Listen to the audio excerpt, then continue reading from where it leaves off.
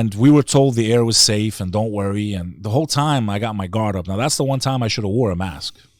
Yeah, right. No, because it works for that. Particles. And I remember being so worried that eventually, about a couple weeks after, I ended up leading a walkout in my college. And I was calling the students to action because I was like, I feel like the air is not safe that we're breathing, even though they're telling us it is. And I ended up meeting with the president at the time. And then there was like some people from the EPA, if I'm not mistaken, they were there. And they were giving us all these reports. And we put HEPA filters and like, don't worry, we guarantee your air is safe.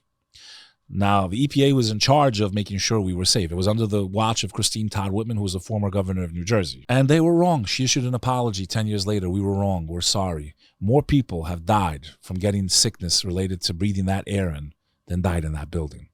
There's a multi-billion-dollar fund today that I'm even eligible for, which I've never claimed because so far I'm healthy, thank God. But plenty of people are getting $50, $60, $100, $200,000 from this multi-billion-dollar fund, which was created many years after the events that took place because they promised us the air was safe. The same way they're promising us right now that, yeah, they're safe. The things that you're putting into your body right now are safe when no one knows long-term what it does to you. I was already lied to about my health and promised I would be safe. Why would I ever trust them again? And that's my argument with the one thing that we can't talk about because no one will see the damn episode.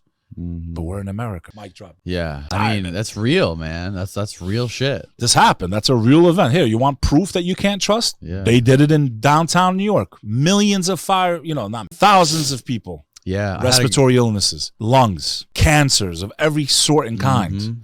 Thank God that cloud, you know the cloud that came after the buildings fell? Yeah. If I hadn't left when I left. A tsunami. If I hadn't left when I left, because it went all the way to the Brooklyn Bridge. Like over the East River. Wow. I was just far enough away where like it didn't get me. Because if I were to breathe any of that in, I guarantee anyone that breathed in the death cloud, I call it the death cloud. Yeah. That was glass, asbestos, dust, whatever the hell went into it. They all ended up dying, bro, or getting like really bad respiratory infections and cancers. And you had people going to saunas and they were sweating blue and green, bro. What? Oh yeah, man, this is a fact. Everyone knows that. Sweating blue and green. Blue and green, man. Firefighters. There's videos of it. Yeah, I had the guy Tim McBride. Shout out to the firefighters, man, and the law enforcement. When we were going over that bridge, running for our lives, these guys were heading into to harm's way and they never made it out. I'll never forget that image. Yeah. I'm going over the bridge, the fire trucks are going in. These men and women never came back out, man. Some of those people, man, that were there, some of those firefighters and people, those rescuers that were there that day are today really fucked up. But that's what I missed, though. See, as horrible as that event was, the aftermath was amazing. We were never more united as a country. New Yorkers were like brother and sister, like together. Like we had a trauma happen to us and we like pulled through and we were closer than ever. Yes. Proud to be from New York, the Yankee. Everyone was a Yankees fan or a Brooklyn fan.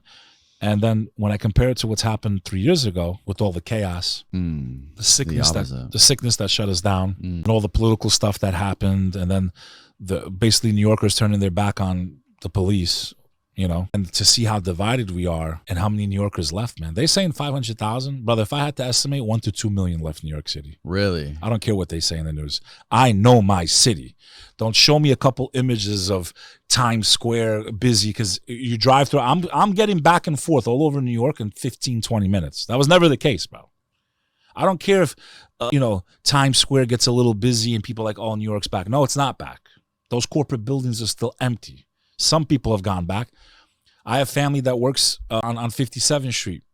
They haven't been back to their office in 3 years. This is one of the biggest companies, and I don't want to say what industry, but very big company that if I mention their name, you'll know exactly who they are, and they haven't gone back. That's the core of Manhattan. Now they're talking about maybe we should convert these office buildings into residential. That means your city, the city that I knew, the city that terrorists couldn't destroy, right, is never coming back to what I knew it as. It's gone. I'm never going to see it again. I posted today on my Instagram. I made a video about it. I don't think I'll ever see the New York that I knew. And to me, it's devastating. I love my city. I love, like you said, growing up there. Do you know why I loved New York?